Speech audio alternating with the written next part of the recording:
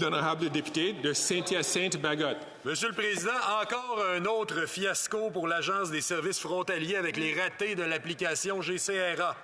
22 pannes en un mois pour une application qui a pris 14 ans à développer et qui a coûté 556 millions aux contribuables. Un demi-milliard de dollars, juste 50 de dépassement de coûts. Sans compter que l'agence a caché aux parlementaires des documents pourtant importants. Aujourd'hui, le comité du commerce a voté unanimement pour demander à la vérificatrice générale d'enquêter sur cet autre fiasco libéral. Est-ce que le gouvernement va appuyer notre demande d'enquête? L'honorable ministre de la Sécurité publique. Monsieur le Président, notre collègue sait fort bien que le gouvernement ne donne pas des instructions à la vérificatrice générale et on respecte la liberté des comités de choisir leur sujet d'enquête ou d'inviter la vérificatrice générale à regarder des dossiers importants pour les Canadiens. Nous croyons que le système CARM a remplacé un système vieux de 36 ans qui risquait de tomber en panne.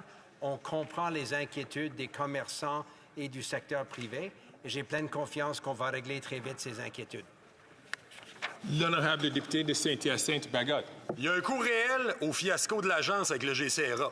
Il y en a un pour les contribuables, 556 millions, mais il y en a aussi un pour les entrepreneurs. Leurs importations sont paralysées aux frontières. Ils subissent des erreurs de facturation, des prélèvements automatiques payés en double, des délais interminables. Ils n'ont aucun service à la clientèle quand le GCRA plante.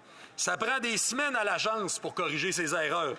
Qu'est-ce que le gouvernement fait aujourd'hui pour cesser de faire payer aux entreprises les frais de son fiasco? L'honorable ministre de la Sécurité publique.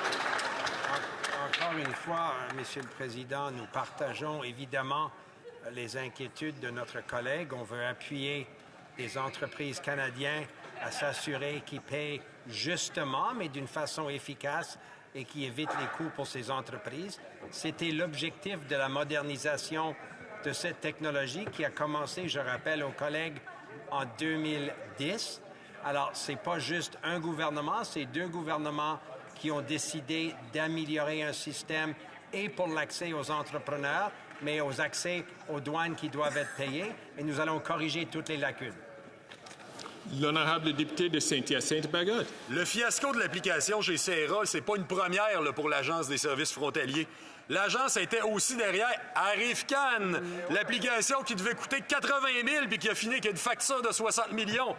Il y a clairement un problème de fond à l'agence en matière de transparence, de suivi des dépenses, de dépassement des coûts. Le Bloc québécois et le Comité du commerce ont demandé à la vérificatrice générale d'enquêter. Le gouvernement ne peut pas se permettre d'attendre un nouveau fiasco pour agir. Est-ce qu'il va mettre l'agence sous tutelle? L'honorable ministre de la Sécurité publique. Monsieur le Président, nous avons discuté en Chambre à plusieurs reprises l'importance du travail des agents de services frontaliers, que ce soit protéger la sécurité de notre pays, que ce soit traiter des cas d'immigration au besoin, que ce soit empêcher l'arrivée des drogues telles que le fentanyl. Alors, l'Agence de services frontaliers, tous les jours, font un travail important pour le pays. Nous avons pleine confiance dans leur travail. Nous allons investir davantage à appuyer ce travail important et c'est précisément ce que nous allons faire.